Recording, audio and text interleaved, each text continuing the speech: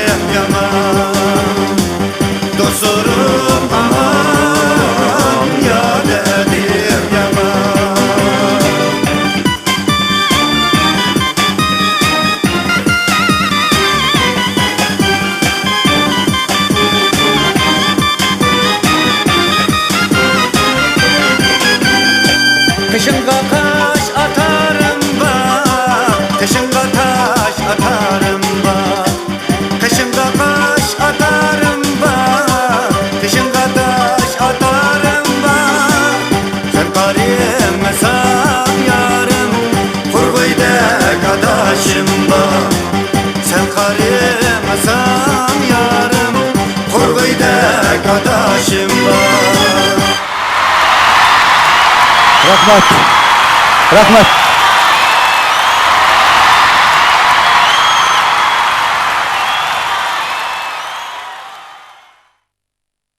Güllü gül yar demsiyar. Minni bir yar demsiyar. Güllü gül yar demsiyar. Minni bir yar demsiyar. Hakkıdan var güldü suygen yarımga. Gelgin yarım beni valay dilkuma. Hakkıdan var güldü suygen yarımga.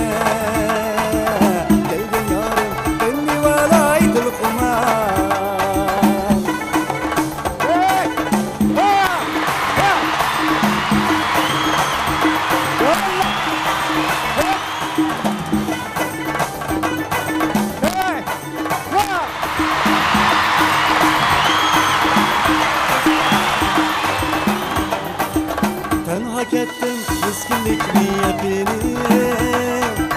Tunlu olsun suretimni kögeller Ben hak ettim miskinlik niyetini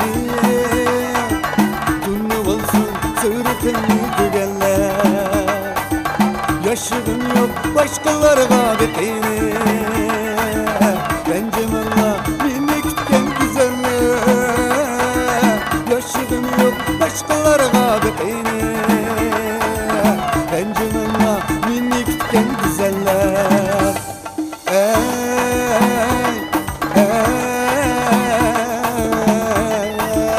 Bencim Allah beni kütken güzeller Güllü gül yar demsiyar Minni bir yar demsiyar Güllü gül yar demsiyar Minni bir yar demsiyar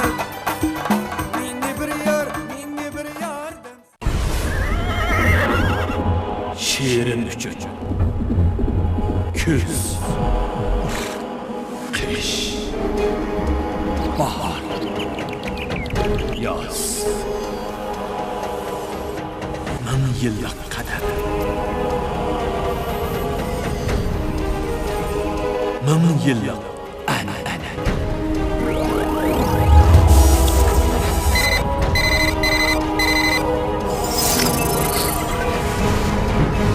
Şahzade Hayatlar teşnalığı Özlerge anane